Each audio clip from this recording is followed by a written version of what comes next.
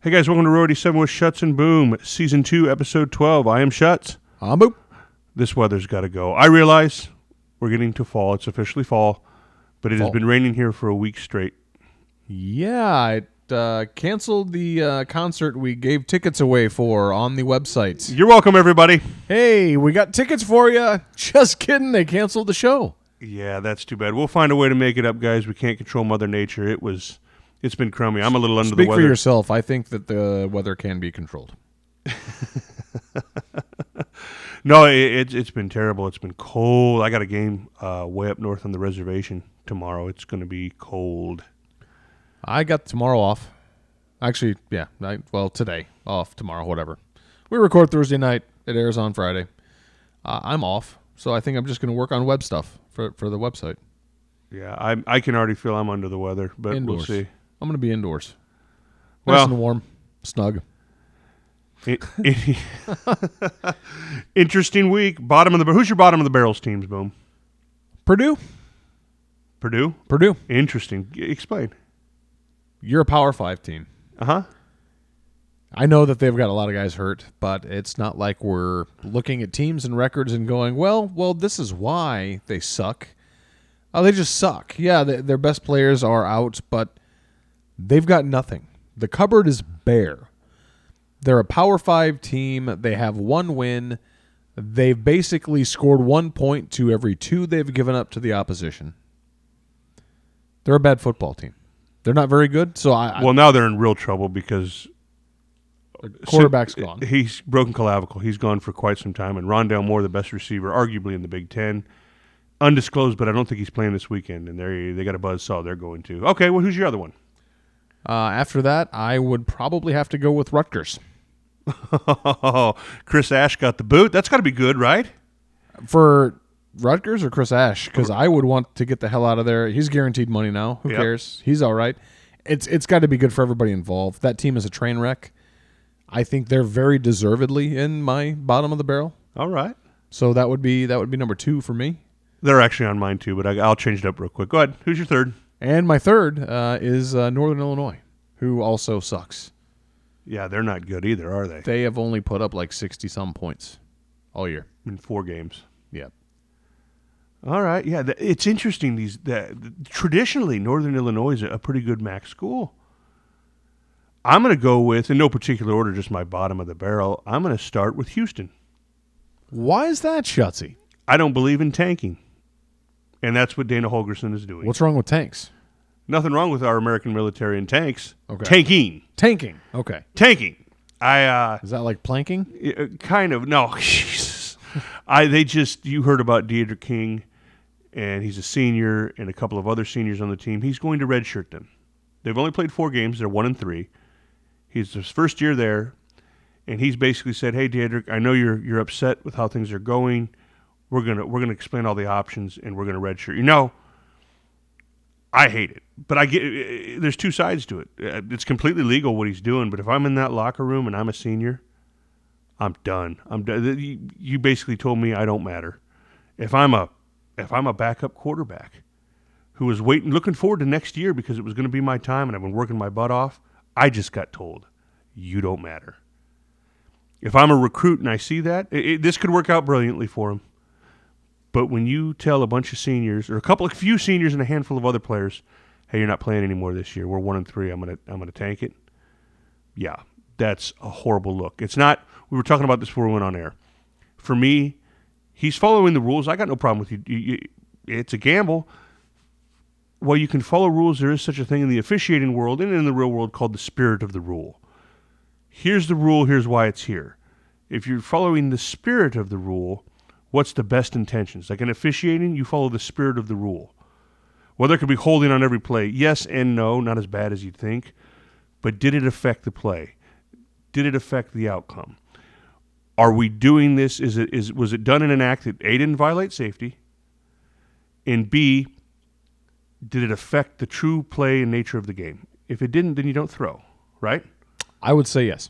This is a rule that was set up for kids that are young, who maybe made a mistake in choosing where they went and want an out. Maybe they're not getting the playing time. Maybe dad gets upset because somebody's not Right. going to start, pulls the rug right before the season starts, and they end up at Oregon State. Right, that could be one of them. Okay, sorry about that. And no, you're right. I got a little excited about that. I apologize. No, I apologize. it's true. You can argue. Me, I'm biased on that rule because when I was 18, I signed a dotted line, and I couldn't get out of my commitment. 4 years in the Marines. I'm glad I didn't. I loved it. One of the biggest moments of my life. But the point is that you're pampered a little bit, and now you do this. I have a problem with it because I don't think in the spirit of the rule and the spirit of the game. Listen, the kid he's hobbled or he's hurt. I get it. He's not. You're just having a crappy season, and so you're going to take. And I'm not that worried about it. They're in my bottom 10 for it, or my bottom of the barrel. But to me, that's fine because the NCAA is going to change that rule next year. I think there needs to be a lot of because I still don't think that they've changed the rule. I remember Scotty being upset last year because of when Oregon State enrolls. Right. Their classes hadn't started yet. And so he didn't and have... there was a loophole. Yeah, there was a loophole. The NCAA is going to have to tighten up quite a few things. I like the idea that a kid... Here's my take on it. Again, we go back to spirit of the rule. If you're a senior and have your degree, I think you should be able to transfer wherever you want and play. Because immediately. I know this is going to get laughed at, but isn't this whole NCAA thing about the education and the academics? I know that opens a huge door for laughter when it comes to college football. But NCAA, if you want to hide behind that and puff your chest out to that, then follow it. Okay. If you're not a senior, if you don't have a college degree and you want to transfer, you're going to sit a year. Period. First and foremost. Now, to the rule at hand, the issue at hand, with Houston. Yep, you know what? That's going to fly this year because they're absolutely following the rules. And you watch, if the NCAA's got any balls or any fangs, that changes.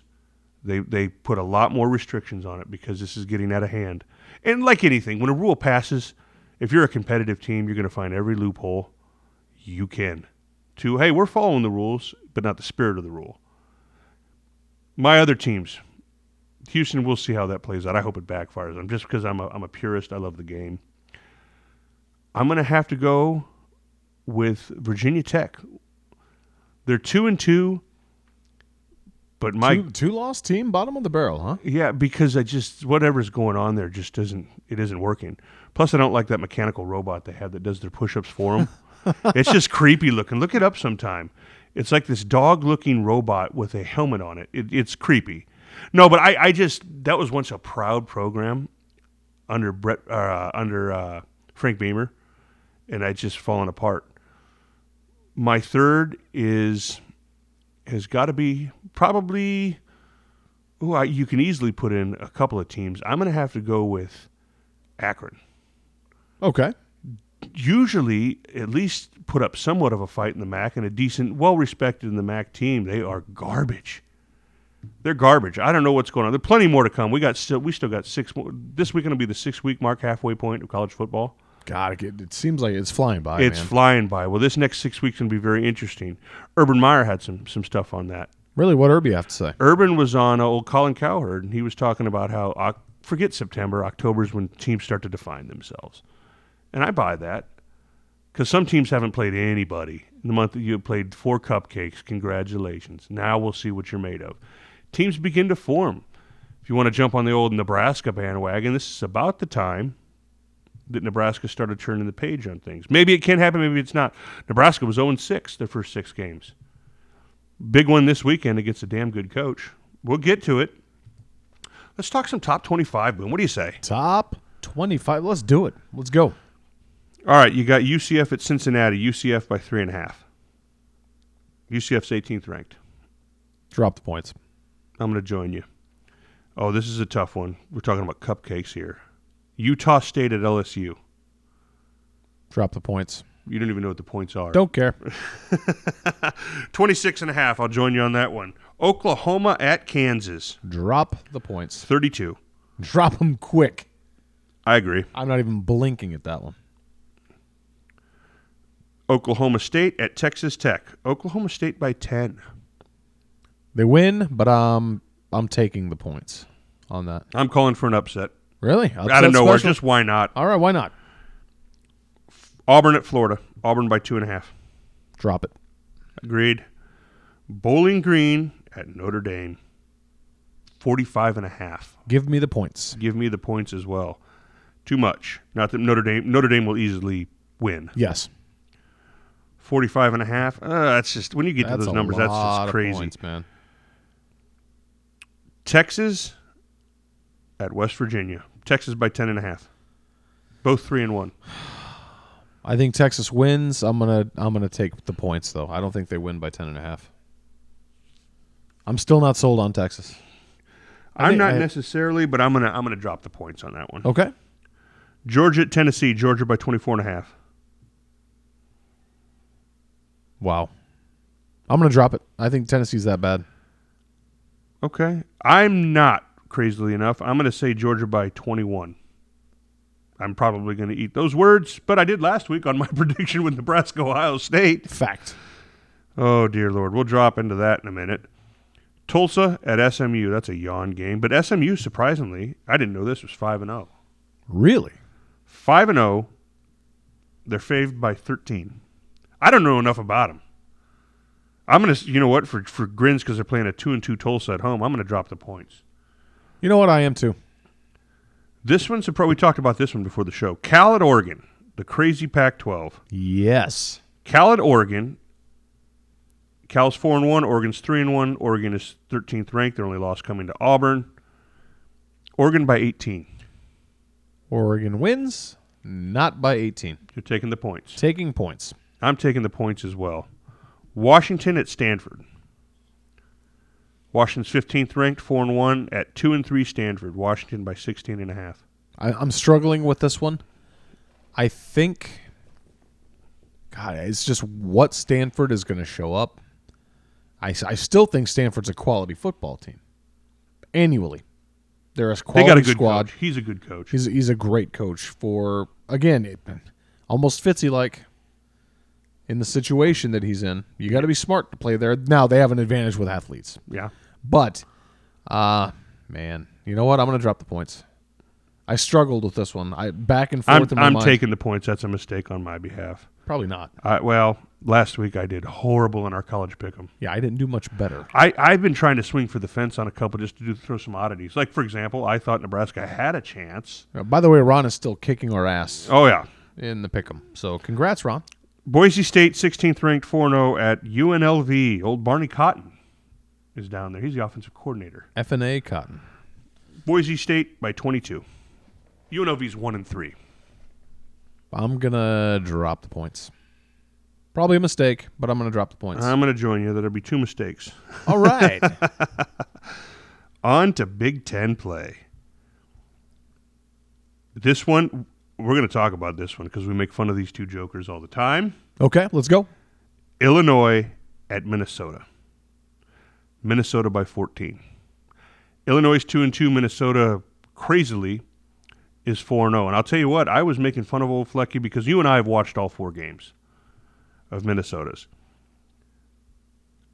He has the golden horseshoe. They could just as easily be 1-3 without batting an eye right now. You are 100% or 0-4. Correct. But you know what? The crazy thing is this. Momentum is a hell of a thing. It is a hell of... Don't buy that. Riley was 7-0 his second year before he came into a buzzsaw and got exposed. They won 2 of their last 6. Momentum's a hell of a thing. This is an interesting game in my eyes because it's momentum for 2 teams for 2 completely different reasons. I called this game Lovie Smith at Illinois' last gasp. And I think it's 1 week away. We talked about 3 this weeks away. Or a few weeks away. I think this is the first step. I still say somehow at the end of the day, the guy still has a job at the end of the year unless his AD gets fired. But this is a big game for Lovie. Do you think he has a chance in pulling it off? No. I am slamming the door on Illinois winning this football game. I'm not saying team of destiny, man, but we've had this discussion. I can't remember if we talked about it on air last week. Sometimes teams, the ball just bounces their way. And for Minnesota, that's the case. That's been the case thus far. Now, anything could happen. You're talking about a Lovie Smith coach team that, although they gave up 400 more yards than they gained, only lost to Nebraska by 4 points on the road or at home. But At mean, I think Flecky. What's the spread? 14. Minnesota wins, but not by the spread. But I think Minnesota wins this football game. And it's one step closer to Lovie hanging on by a thread. I don't know. God, I just don't know because you just have a hard time not picking against PJ Fleck. That could That's be. what it is, man. Come on. The guy. Okay, you know what? I'm going to take Minnesota. What? I'm going to take Minnesota I'm kind of proud of you right now. on a push by 14. A push? Exactly 14. 14 on the button. It's just one of those things, and I hope I'm wrong on that one. But we talked about this. If you compare the coaches, Lovie Smith's a better coach. More knowledgeable. I don't know about college coach, but resume.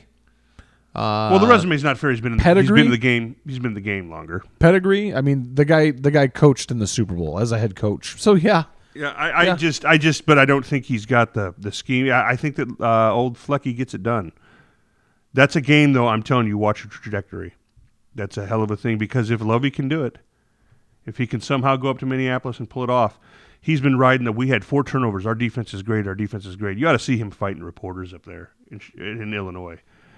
Lovie, you gave up 690 yards. Your defense is piss poor, and you're a defensive guru. Your son's the linebackers coach. You're horrible. Oh, no, our defense is fine. No, not really. On the other end of the spectrum, you got PJ talking about how, no, our kids are just battling to find ways to win. Fact. Well, they're finding ways to win. Fact. Or we're talking about ball bouncing. It's just bounced their way a ton. Anyway, we move on. We can go back and forth. You keep mispronouncing stellar coaching. Yeah, that's what it is. Don't you? Boom has got a smile ear to ear on this. Yeah, I do. That's exactly what it is. Kent State at Wisconsin. Yawn. Wisconsin by 35.5. Normally, I don't like touching point spreads that big. I am Drop it. Drop in on dropping those points. Taylor, dude. They got something to prove because that 24-15 was the final with Northwestern. They were well in hand of rolling, and I think they just fell apart. I think he's got something to prove. Oh, God, and it just gets worse for old Jeff Brom at Purdue. They're playing at Penn State. Drop the points. Don't care what the spread is. 28.5. Yep. Oh, yeah. Double that. Yeah, it's going to get bad. His stud receiver is out, and his quarterback is done. Yeah, that's going to get ugly, and the wounds just keep opening up in Purdue. Iowa at Michigan, 14-19, Michigan by 3.5. Drop the points. I don't know. Ferentz it's hard for me to say. Ferentz is a good coach. Oh, Ferentz is very, very, and you know what makes him a good coach? Consistency. Something that Nebraska's team so far this year lacks. Yes, consistency. He's Mr. Consistent. Does he shock Michigan? It's only a 3.5-point spread. You're taking Michigan all the way. While I think Michigan might finish third in the East, it's not because of a loss to Iowa. Yeah, I'm going to go ahead and drop the points. Iowa's good. I don't think they're Michigan good. I think Wisconsin is closer to being Michigan good than Iowa is. I'm going to go this route and hope I'm wrong. I have Iowa winning this. Wow. Maryland. It's like we're in the Twilight Zone. Before you go any further, it's like we're in the Twilight Zone. You pick Flecky to win this week. A push. You're not going to give him the point or, giving up the points. It's a push. So first you pick Flecky. Then you pick Iowa to upset Michigan at the Big House. At the Big House. Bold. You know what? That's not even that bold because I could see that happening. I just don't see it the same way. But go ahead. Continue. Yeah. Well, I figured I swung and missed. Why not keep that record going last week? Okay, Maryland at Rutgers. Maryland by 12.5.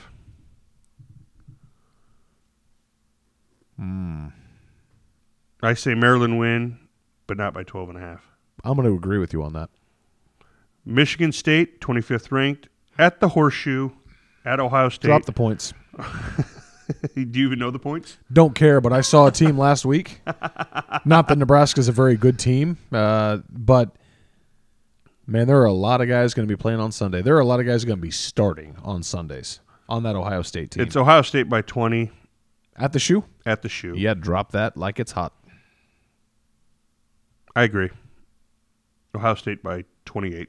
Well, I'm glad you're picking correctly. Good job. Proud of you right now. I'm proud of you, Boom. I'm proud of you. I'm proud of you. So proud of you right now. So, last week, there was an incident during the game, the horrible game that was Nebraska football versus Ohio State. Horrible in the fact that they got blown out, but actually quite clearing, I guess. It made things clearer on this Nebraska football team. But the horrible part was that it came out this week that Khalil Davis, defensive tackle for Nebraska, will be suspended for this game upcoming this weekend against Northwestern for a unsportsmanlike act, where the reports we have is that he struck an Ohio State player. It happened in the first quarter about the 9:18 mark. Nobody can see it. Everybody's tried to look. They can't see what happened. What you can see is an official change his direction coming in on a play and run over to the scene. It got reported. The Big Ten made sanctions. Nebraska immediately responded that we're going to use it as a teaching moment. Didn't fight it at all. They're not going to fight it publicly. Anyway, he's out. I have a problem with this. Not as a fan, not as a Nebraska fan, not as just objectively, I have a problem with it. My problem is that why wasn't he flagged right then and there? That's my issue, too. There are a lot of fans right now, a lot of fans on social media, which, by the way, double-edged sword. I love social media. That's how we get across to a lot of people. Absolutely. At the same time, you get a lot of moronic, not that we're the brightest guys sometimes, Shutzy, but a lot of moronic comments about the Big Ten and about a fix being in, about a grudge against Nebraska. Scott Frost's statement after this was released tells me enough. No, he can't really fight the decision, but he was like, okay, we accept it, and we're going to use this as a learning opportunity. Now, I can't remember the statement, not his statement, but the Big Ten's right off the bat, but I want to say the word strike was in the reasoning for him being suspended. He struck another player. I don't know about you, but when I hear the word struck, I see a fist or an elbow or a forearm shiv or a kick. It's not a push. It's not a pull. It's not a hold. It's not a tug. It's something inappropriate. Something caught the eye of that official. If you watch the very, very brief video that we think the play is that's in question, I could see the official turn his head to look over towards Khalil Davis and whoever he was tangled up with, and then immediately start to go in that direction. I think you're right. I think there should have been a flag. I think there should have been an ejection. Now, again, this is hearsay. We don't know what happened, but the look is terrible. Like you said, it's terrible for the Big Ten. He should have been kicked out right then and there if something happened. He later on in the fourth quarter got a penalty for unsportsmanlike conduct. So here's the problem with all of this. It leaves that doubt in fans' minds, going, wait a minute, something's not right here. Well, what's not right, as you said and said correctly? This should have been dealt with in the game. This is where I'm torn on, because like a lot of fans are idiots, and am I pro-official? Absolutely, I am, because I do it, and I love the profession, and I love what it stands for. Was there a call in that game that was seriously questionable? If that should have been a call, we have the beauty of replay. When you're on the field, you don't. I can tell you this: I didn't like it from the Big Ten standpoint. On we're all about sportsmanship. Okay, that's good to have. You got to have that. You got to have a baseline. And maybe this is one of those where they had to lay the hammer down. They had to set the foot down. Okay, fine. I've been in scrums. And that official, I actually am going to defend somewhat and say that he probably didn't do anything to save. Officials do more work, let me put it this way. Officials do just as much work between the plays as they do during. Folks have no idea all the stuff that goes on that field that they can't hear and can't see because they're not really paying attention, and they just can't see it. The bottom of those piles as they're separating players. I have a tough time with it's all sportsmanship. Yeah, and I hate to do this because fans go, well, they were holding the whole game. That has nothing to do with it. Plays get missed. Yes. Spirit of the game we're talking about here, right? Yes. I can tell you right now, and you can go back and listen to tapes of Nebraska this season where F-bombs are being dropped, and if you listen close enough in between the plays, you can hear them. Or when the play goes to the sidelines, you can hear F-bombs. No. Oh, yeah, but that's No. do you think that all coaches with their sideline talks to officials are nice and sweet and dadgummit? Yes. And oh, yeah, absolutely. You know what? As a basketball official who doesn't even do high school games, I can tell you that I have never heard a coach, and I have never heard a member of the audience drop an F-bomb directed at me. Oh, no. That happens. That's a false statement. That happens weekly across the Big Ten, across the country. Yes. The stuff that gets said to officials. Yes. You can point to Bo Pelini. He's an easy target just because he was so animated on the sidelines. He was a saint. Yeah. No, in all fairness, the official probably during that play, I would imagine, was trying to protect the players. And high pressure, let the kid continue to play. It got reported by Ohio State. And hats off to the official because he told the truth about what happened. Here's what happened. The Big Ten then made – I'm almost bet you dollars to pesos that's what happened. Ohio State turned the play in. The commissioner immediately got a hold of the Big Ten head of officials. He immediately called that crew what happened. And the guy told him what happened. Here's what happened, presented the facts, he's done. It is what it is. I'm going to defend the officials from this standpoint. No, I don't care about other calls or holding or they missed this. It's two wrongs don't make a right. That official wanted to protect the players and protect it from a big moment. And believe you me, in football, all the way down from Little League to high school, stuff goes on in between the plays where you're doing damage control and trying to keep players. Officials do just as much work not throwing the flag as they do throwing the flag in between plays. It's an emotional game. Things get out of hand. Things are said. Things are done. It was a judgment call. It was a poor one. Okay, fine. We don't know all the facts, but it doesn't look good. But I will say that official probably had the best interest of Khalil Davis, believe it or not. Yes. And what he was doing and let him continue to play. I would have to agree. I don't know how many conversations I've had with players just to keep them calm and keep them in the game, just so you don't have to throw the flag on them. For both sides. They're not taking sides. I don't believe in a conspiracy theory going on here. Neither do I. He probably should have got tossed in the game, probably should have been flagged, but wasn't for whatever reason. I'm not faulting the official, honestly. But as you said to begin with, it's a bad look. It's a bad look for the Big Ten. It is a bad look. We'll see. So Nebraska will be without Khalil Davis. That's huge. In your eyes, it's very big. It's bad. I'm not saying it's nothing.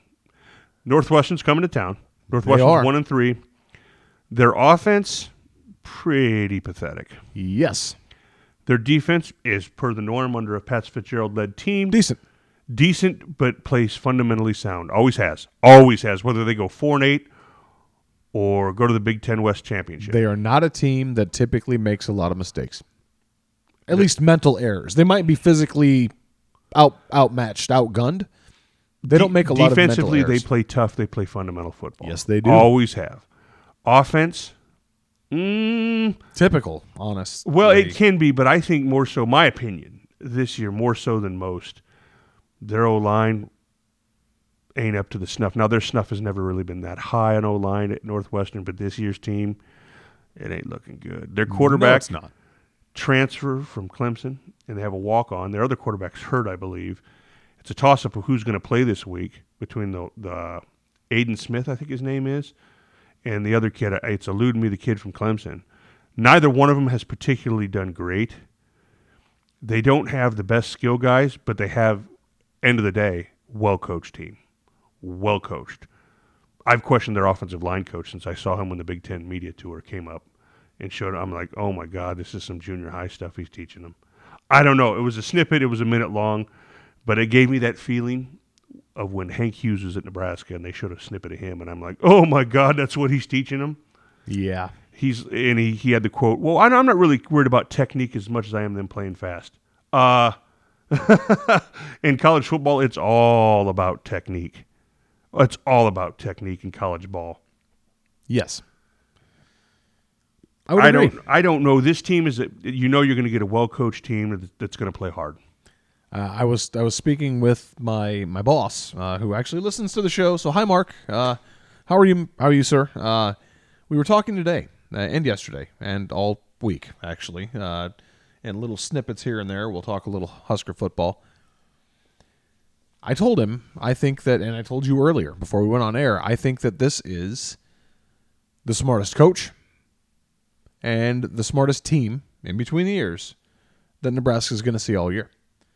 I say best coach as in, no, he's not a wizard, but he's smart. He played there. You have to be smart to enroll there. You have to have higher standards of brain cells to go there than you do to go to even good old Nebraska U.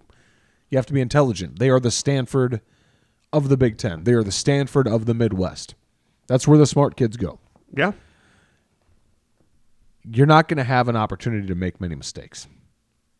You can't make the mistakes that you've made all year against damn near everyone you've played and be able to guarantee success. Does that mean necessarily that Nebraska is going to lose this game? No. But it doesn't help if you shoot yourself. So you're saying Nebraska's biggest opponent is going to be Nebraska this weekend? I think Nebraska's biggest opponent against every team they will face from here to the end of the season, minus Wisconsin and Iowa, is Nebraska. Fair enough. I think Nebraska's biggest enemy, I think Nebraska's biggest challenge are themselves. That is absolutely valid. I think it's valid.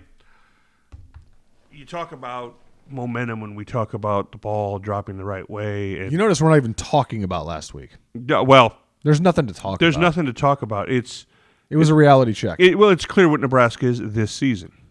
Scotty kind of hit the nail on the head. We are who we are. I talked about it a little bit in the post game. Nebraska's a middle of the road team. Now, with that said, I said to you before the show, okay, they're a middle of the road team. I think that's quite clear. You're not ready to play with the big boys. Not yet.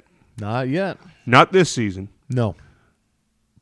But could you be the best middle of the road team you can possibly be? That's 8 wins. I think that's the goal. That could be. And old Bill Moose, the old athletic director of Nebraska, guy's been in the business 40 years. Maybe he has something to say. He said preseason, what do you think, Bill? What do you think, Nebraska? All this hype, top 25? Well, I think 6 wins would be nice. I think a bowl game would be nice. That's 6. Nebraska's sitting at 3 right now. Now, if you were to ask me an hour after that Ohio State game, I'm like, oh, God. Oh, God, we got a long season ahead of us. But we did play an argument, certainly a top 3 team, if not the best team in the country. And it showed. It showed. Nebraska still has plenty of opportunity left. I'm not talking about going to the Big Ten title game, winning the Big Ten. The playoffs are clearly gone. That's all gone. That's all long gone. But Nebraska still has an opportunity, especially this weekend and next, to make a real statement. Really, they do. 4 wins last year. Yes. If they get to 6, let's just say if they get to 6, that's quite an improvement, don't you think? Let me ask you a question. Sure. Are you happy with the 6-win season this year? Taking into consideration what you and I thought before the season started, I don't even remember whether or not we gave them record predictions to start the season off. We or not. gave them. It's going to be a roller coaster. I think we put them around the 7-8. I think you were at 7 and I was at 8. I think you're right. I think I'm going to have to listen to episode 1. But that's really what it was. I mean, some people were 10, 11 wins. You're crazy. We said that before the season. We've been not that we've hit everything, head on, because we haven't. We've been wrong an awful lot already this year. But I think we've been trying to caution people all along. Pump your brakes because it's not as it appears. Appears. That doesn't mean there's not a lot of football left to be played. There's a ton of football. There's a lot yet to learn about this team. Not only wins and losses wise, but grit. Absolutely. About character. About fight. About want to. And about development. Getting better. Not only being the best middle-of-the-road team you can be, but it's also going to be a reflection on, it's a team sport, but it's going to be a reflection on a lot of individuals as well. Are we going to see personal growth? Personal growth. Not just, it's about X's and O's, and yes, this is a game of football, but at the same time, as we know from Coach Tom, it's the game of life. And we're going to see some develop. Hopefully we see a lot of character development and personal growth. You're going to have to see it. There's still plenty of opportunity. With the coaching staff as well. Absolutely, they're going to have to grow. And I'm not knocking Scotty. I'm not. He's the guy. I'm not either. I love that I formation. Oh my God, that was the loudest the crowd's been in a long time. Listen, I don't get too graphic on this show. My nipples Stop. got a little hard. That was exciting to watch. Boom. And then reality hit. Well, a tip ball, and that was the end of that. Yeah. But I like that he's dipping into that bag. I'll tell you what. You know how best to stop a top-notch pass rush? The trap game. The power game. We ran a trap, and they had to call timeout. They had no idea what was going on. I think this weekend's going to see a lot of run. Now, you argued, and rightfully so, that there's going to be some passing there. Yeah, but give him some softball passes. Give him some nice and easies on the outs, some nice quick ins, some nice curls, something nice and easy, Adrian, where we can start you out 8 of 9 on the first 9 passes, and just get that mojo going. Get the mojo going. Get the run game going. They don't have a lot of depth. They never have. They play tough. This is one of them games. The spread is at 7. It was at 7. It opened at 8. It is now sitting tonight at 7. What do you think? What's your prediction? I am not going to pick a winner. Ooh. I'm not going to pick a winner. I'm not. I'm not going to say out loud what I think. Fully. I'm not picking a winner. What? But I will take the points. I think, here's why. The best pass rusher on the defensive line is not going to play. Now, that means you're going to see his little brother play an awful lot. Here's what upsets me more than anything about... It's not Daniel's brother. Oh, that's right. Even still, what bothers me, we still have to play a kid in game 2 of 4 that we probably didn't want to. We're going to see Green. Green's going to play. Green played last week. He did. You only want him for 4. They wanted him against the run-heavy teams. Well, we know 2 of those. They're down the road. Yep. Iowa, Wisconsin. Now you have to play him. You probably have to play him. He's on your 3 deep at that position. Well, play him this, save him for those other 2. I still don't like the fact that you have to play him this week. Well, we don't like it. Khalil plays a defensive end. We have plenty of defensive ends. We've got plenty, but it's an argument. All right, it's an argument for another day. All right. I think depth is. I'm going to say this real quick. Depth in general. You and I were sitting here before the season started talking about, man, I would hate to be a guy who is 3rd or 4th on the tight end depth chart list. Talk about milk cartons. Talk about guys on milk cartons. I'm not so sure depth is as good as it seems at positions both offensively and defensively for several reasons. But one of those, I think the defensive line, you've seen a 2-team rotation with the 3 down linemen pretty much all year. You've had a couple of sprinkles here and there, somebody else coming in and playing. I don't think depth is as good as it seems. I think there's a reason that they really, really, really want to redshirt Green, because you want to be able to play him. Because everybody's graduating after this year. Okay, right. I think we're thinner than it appears. Okay. I think we're playing a team that is 3-1 in Lincoln since we joined the Big Ten. It took a backup quarterback and a stud receiver, but a backup quarterback chucking a ball downfield, Hail Mary, to beat them the one time we did. It is generally a dogfight every year, as you pointed out, -1 year since we've joined the Big Ten with Northwestern. We beat them on the road. We have a hard time beating them at home. You're sticking with the theme then. I am sticking with trends. Trends. We have a quarterback who I think is the man, especially moving forward. We have a quarterback who can't hold onto the ball when he's running it or when he's in the pocket, and a quarterback who has made, of late, very poor decisions throwing the football. We have Dedrick Mills, who had a good game last week, but has a hard time, in general, holding onto the football, and you're going to have the most technically sound defense you face all year. They don't make mistakes. They are going to wrap up. They are going to tackle. I am not going to say Nebraska loses. I am going to say a tight one down to the wire. I am going to take the points, because I think that if you take the points, you win that bet. Okay. I will concede that a tight end play has really baffled me. It really has. Milk cartons, man. I'm talking like I when we don't were get kids what's and going on with the tight end play. That is a concern of mine. not necessarily. Well, even a few times blocking, but receiving the football. Austin Allen, I think, had a catch last week. I think, but our leading receiver last week. You and I had this conversation not on the air, but our leading receiver last week, who was it? Mo. Well, he had 2 for 10 yards. Yeah, I want to say, was it Mills? Mills had a 10-yard catch. I think JD. It was very well. We only threw for 47 yards. It was sweet. The tight ends have been a mystery. I don't know. I'm not going to go with a feeling because a feeling was last week. I learned my lesson. I really did objectively think they had a puncher's chance. I'm not going to lay everything that happened in that game on Adrian. Some of it I will. I certainly will. A tip ball that falls on a... How often do you see a tip ball fall on a defender laying down on his back? Very rarely. It happens. That's football. Rare. Another one of his interceptions went from a guy who's going to go in the top 5 of the first round. Correct. A great play. And then a really horrible pass. What I found encouraging, take it for what it's worth in a 48-7 loss, no balls on the ground. Not from Dedrick. Not from Adrian. I think they start to clean it up. That's what I think. I think that this tradition will show you this is going to be a dogfight. Fitzy and his boys bring dogfights to the shoe. They bring dogfights wherever they go. Doesn't matter. I like Nebraska in a push. Okay. I like Nebraska in a push. That's fair. I mean, I don't think you are out of bounds with anything you're saying. I don't. I think they start to clean it up.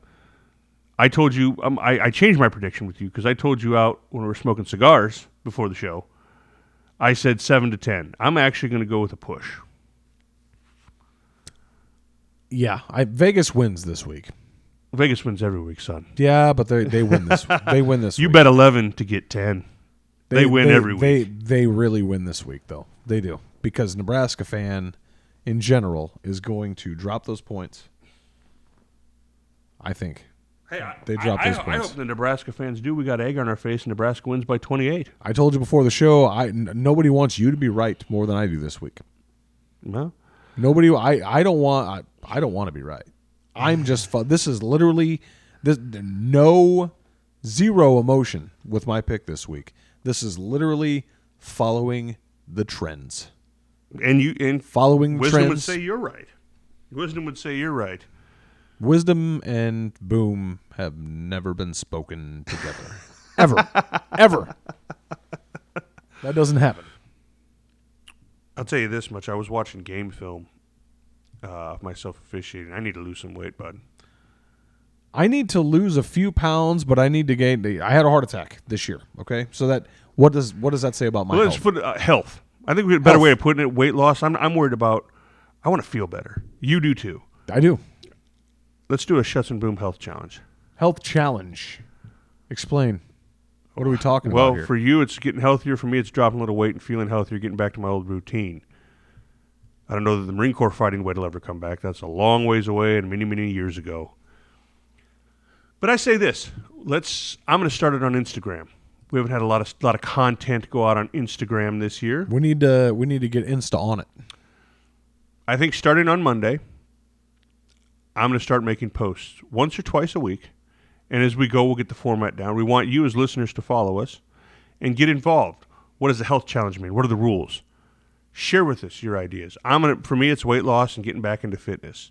For Boom, it's healthier. And what I'll do is I'll take a picture each week, to 2 pictures, depends on how things go, of just what I'm doing health-wise to improve. And our challenge will be, and we'll get more stiff in the rules as we go. We'll get more formatted, I guess, to what we want. But we just literally thought of this tonight. Each week, a couple times a week, I post on Instagram what I'm doing, what Boom is doing. Yes.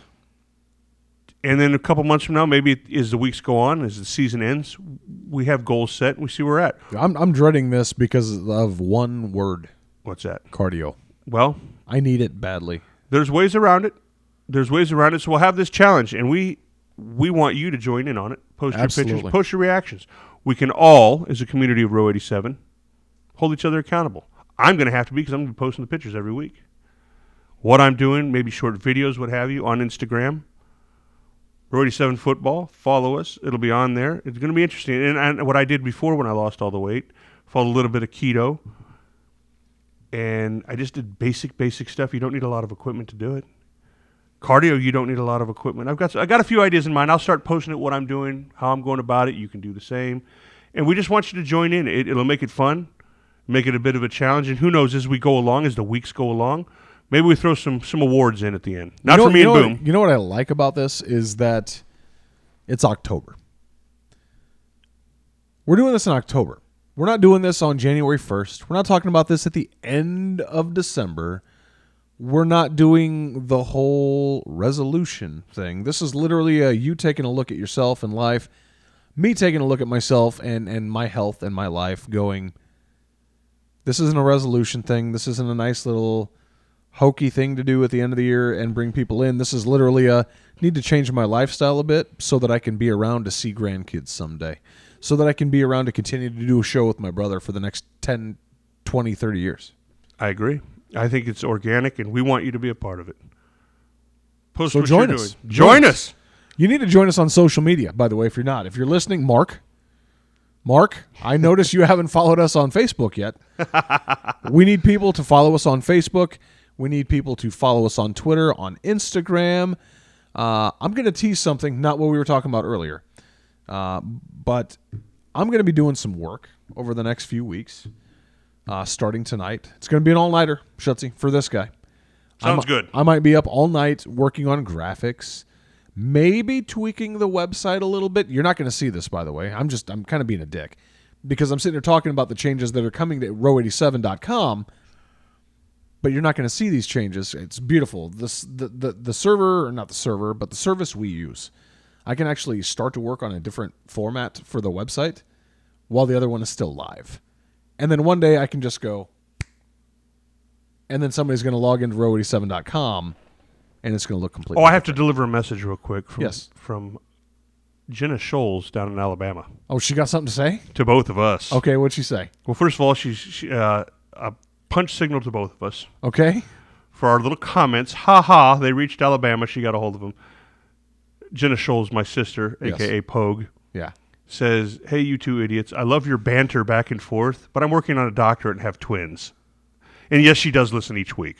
Okay, well, She'll be up here for the Iowa game, Boom, and I imagine we're going to get our asses kicked then. that's fine. I'm still blaming. I'm still going to blame this Ken guy. You can blame this Ken guy, but that's part of the reason I'm doing the challenge. I better get my ass in shape because Pogue is going to arrive to town. Why do you think And I hell just to pay. mentioned cardio? Hell to pay. Yeah. Why do you think I just mentioned cardio? Sprints for me because Pogue's going to chase us both down. Okay, Jenna, thank you for listening. She's got a black belt too. I'm just saying. Yeah, she's a bit of a badass. Well, maybe she's not listening via the website. Maybe I'm downing her. No, I'm serious. I should also remind people that you need to hit us up on Spotify because you can actually follow us there and you can listen to the show every week. We still want you to go to the website because there are other things on the website, like the occasional piece that I might do or Shutsy might do. I think I might throw throw in the blogs, the health and stuff, because on Instagram I'm going to be a little bit limited. But pictures for sure, a little bit of Pictures, absolutely. a little bit of content. But I think I might throw more up to contribute to the website. to the website. And maybe the Diary of Shuts. The Diary of Shows. We'll come up with a better name than that, but We'll come up with a better name. How about Shutsy's Boot Camp? maybe. Well, we're getting warmer. We're getting warmer. I give you. You got a passing grade. You know what your grade was? F+. Awesome. My grade was awesome.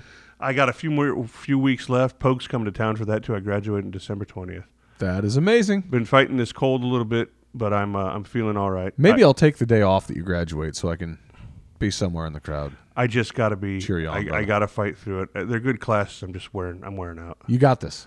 We got this. Stay You got motivated. this. Come Monday. The posts are coming up. A lot of content to follow. Ashley's excited. Boom's excited. I'm excited. College football's now getting good. It's getting crazy. And it's going to start this Saturday and continue for the next 6, 7, 8 weeks. It's going to be fun.